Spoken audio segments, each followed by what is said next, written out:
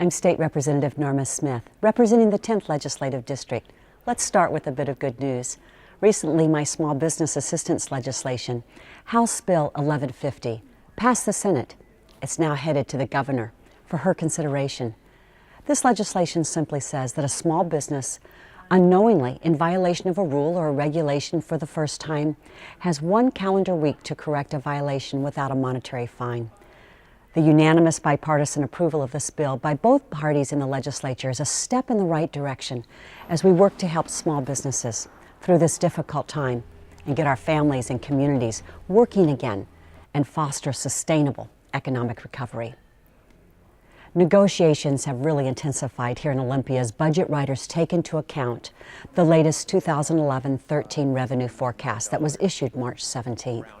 With an adjustment downward of an additional $780 million, it creates an approximate $5 billion shortfall between state government agency requests, our obligations, and the revenue forecast. It's important to remember that even with the March 17 news, we will collect more tax revenue this biennium than we did last biennium. The projected revenues are approximately $3.5 billion more than we received in 2009-11. What isn't available are the one-time dollars that the majority used in their budget writing process, federal stimulus dollars, dedicated account dollars to make up the last shortfall. These practices have only exacerbated our situation and clearly illustrate the need to restructure and provide a sustainable, prioritized budget.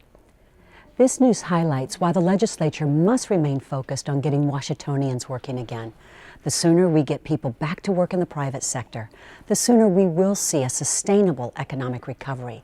We must adopt a responsible, sustainable operating budget within the 105-day session.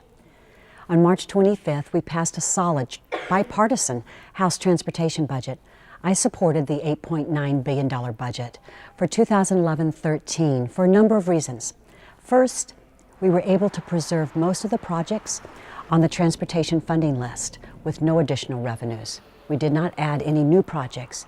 And most importantly, I believe it was a responsible budget for our ferry system. My colleagues and I in the Ferry Caucus continue to fight reductions in service and the size of proposed fare increases.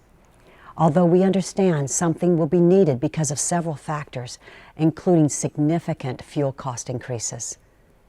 The current proposal is less than the governor's request, and we'll continue to work this issue diligently. A fuel surcharge was not included in the House budget. $32 million is provided in the budget for completion of the third 64-car ferry. The budget also allocates $65 million for the start of the 144-car ferry in fiscal year 2013. It's really important that we begin that work and begin building boats. And it takes into account $10 million savings per year from negotiated collective bargaining contracts with ferry workers.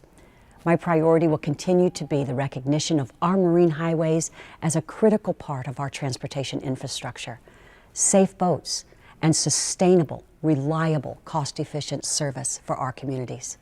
Keep in mind, this is only the House version, so there's still going to be some negotiations and changes as we work with the Senate for a final plan.